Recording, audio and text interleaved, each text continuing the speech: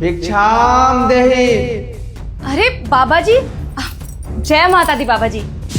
जय माता दी पुत्री। क्या इस भूखे बाबा को भिक्षा मिलेगी?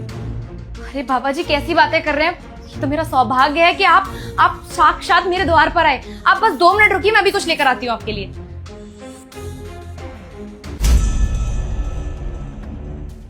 हनी सुनो यार, बहुत जोर की भूख लग रही है, कुछ खाने को बना दो। तुम्हारे खुद के हाथ पैर टूट चुके हैं क्या? खुद नहीं बना सकते अपने लिए खाना? दिखाई दे रहा है मैं कुछ काम कर रही हूँ, फिर भी मुझे काम दे रहे हो। हनी ये कैसे बात कर रही हो तुम मुझसे? ऐसे ही बात करूंगी, तुम जैसे नल्ले और बेरोजगार इंसान से ना इसी तरीके से बात की जाती है। शर्म तो तुम्हें आती नहीं है। 6 महीने से घर में पड़े हो, कोई काम धंधा तो तुम कर नहीं रहे हो, बस मेरे ही टुकड़ा पल रहे हो 3 दिन से। मेरे पास सेविंग्स रखी है तभी ये घर चल पा रहा है। अगर ये सेविंग्स भी खत्म होगी ना, दोनों के दोनों रोड पर आ जाएंगे। इससे पहले कि ये दिन देखने पड़े मुझे, कोई नौकरी पकड़ लो अच्छी सी। तो अगर नौकरी नहीं मिल रही है ना तो मजदूरी कर लो कहीं पर जाकर। हनी मैं ट्राई कर तो रहा हूँ ना, जहाँ भी इंटरव्यू देना हुआ मैं दे रहा हूँ, कोशिश कर रहा हूँ। अब जॉब नहीं मिल रही तो मैं क्या करूँ? तुम तो बस ट्राई करते रहोगे और तुम्हारी नौकरी कभी नहीं लगेगी। हमारे पास तो दिमाग ही नहीं है। यानी कैसे इंसान से शादी कर ली मैंने, मैं तो फंस चुकी हूँ तुमसे शादी करके, बर्बाद कर दी मेरी जिंदगी। अच्छा ठीक है, खाना नहीं दे सकते तो फ्रूट्स ही दे दो। अब भी शर्म नहीं आ रही है? ये फ्रूट्स ना बाबा जी के लिए, बाहर बाबा जी आए हुए हैं, उन्हें दूंगी जाकर। उठाकर फ्रूट्स मांग रहे हो, जाकर खुद बना लो खाना। और नहीं बना सकते ना तो इंतजार करो, पहले बाबा जी को खाना दूंगी, उसके बाद पूजा करूंगी। इन सब चीजों करने में कम से कम 1-2 घंटे लग जाएंगे। 1-2 घंटे तक भूखे रह सकते हो तो ठीक है, वरना जो करना है वो करो, मुझे कोई फर्क नहीं पड़ता। बाबा जी ये लीजिए। हमेशा खुश रहो पुत्री, अखंड सौभाग्यवती भव। बाबा जी कहाँ से खुश रहूं, आए दिन तो घर में कलेश होते रहते हैं। मैं तो तंग आ चुकी हूँ इन कलेशों से। बाबा जी कुछ कोई उपाय बताइए ना अच्छा सा, जिससे कि घर में सुख शांति बनी रहे और कलेश ना हो। पुत्री, अगर आपको अपने घर में सुख समृद्धि लानी है, आपको अपने पति की इज्जत करनी पड़ेगी। आपको पता है, अभी आप भिक्षा लेने गई तो मुझे सब सुनाई दे रहा था।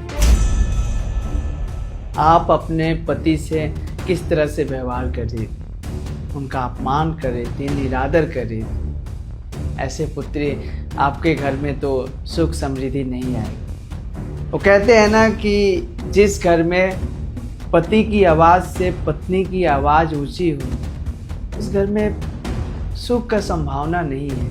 और पुत्री तुम तो वही कर रही हो। अब सोचो, तुम चाहती हो विष्णु जैसा तुम्हारा पति प्यार करे तुमसे, पर लक्ष्मी जैसा सेवा तो नहीं कर पा रही हो। खुद को बदल लो पुत्री, उसके बाद सब कुछ ठीक हो जाएगा। पुत्री सच कहे तो लक्ष्मी का वास उस घर में ही होता है जिस घर में सच में पति की इज्जत या बड़ों की इज्जत की जाए। समझ रही हो मैं क्या समझाना चाहता हूँ? जानती हो पुत्री, लक्ष्मी की वास तभी होता है जब इंसान अच्छा सोचे, लोगों की कदर करे। तुम उस मार्ग से भटक गई हो पुत्री। इंसान की खुशियाँ उसके हाथों में होती हैं, तुम्हारे घर की खुशियाँ तुम्हारे हाथों में है। अब तुम जैसा इसे रखना चाहोगे तो रखो। अब जो तुम मुझसे शिकायत कर रही हो कि मेरे घर में खुशियाँ नहीं है, शांति नहीं है, सब कुछ तुम्हारे मर्जी से है, तुम्हारे किए करनामों से है। पुत्री मैं तुम्हारे लिए अनजान हूँ, एक फ़कीर सा बाबा हूँ। तुम्हें तो ये भी नहीं पता होगा कि ये फ़कीर बाबा ये भिक्षा लेने के बाद कहाँ जाएगा कहाँ नहीं। फिर भी तुम मुझसे बहुत प्यार से बात कर रही हो, आदर सम्मान दे रही हो। अगर यही सम्मान अपने पति को देती ना पुत्री, तो ये नौबत ही नहीं आती। तुम्हारे घर में सुख शांति पहले से ही होती, तुम्हें शिकायत करने का मौका ही नहीं मिलता। देखो पुत्री, एक बात बोलेंगे, पति ना परमेश्वर का रूप होता है। कदर कर लो, इज्जत कर लो। जिस दिन इज्जत करना सीख जाओगे ना पुत्री, तुम्हें शिकायत करने का मौका ही नहीं मिलेगा। तुम पूजो अपने पति को, तुम हर चीज का ध्यान रखो जो तुम्हारा पति तुमसे चाहता है। मुझे साफ साफ दिखाई दे रहा है पुत्री, तुम्हारा पति तुमसे बहुत ज्यादा प्रेम करता है। पर तुम ही उससे पीछा छुड़ाने की कोशिश करती हो, चिल्लाती हो, गुस्सा करती हो। इस गुस्से को शांत करो और शांत रहो, फिर सब कुछ ठीक हो जाएगा।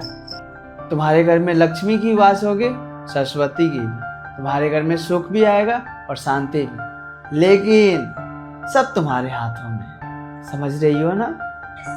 जी बाबा जी, आप जो कहना चाहते हैं वो मैं समझ चुकी हूँ। आपकी बात बिल्कुल ठीक है। ये घर में कलेश तो मेरी वजह से ही हो रहे हैं। अगर मैं ही अपने पति से अच्छे से बात करती, उन्हें वो सम्मान और प्यार देती जो वो डिजर्व करते हैं, तो आज शायद मेरे घर में सुख शांति होती। मुझसे बहुत बड़ी गलती हुई बाबा जी। मैंने अपने देवता जैसे पति के साथ अच्छा व्यवहार नहीं किया। आपको पता है, जब ये नौकरी करते थे उस समय इन्होंने मुझे किसी भी चीज़ की कमी नहीं होने दी।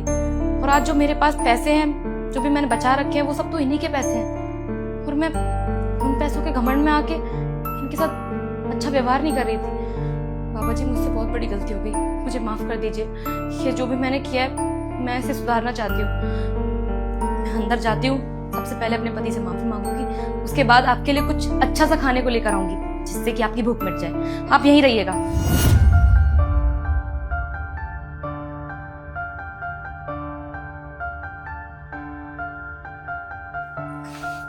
बाबा जी, अंदर आ जाइए।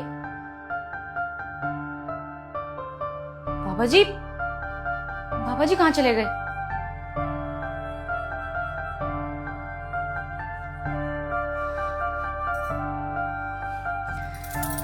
जय माता दी।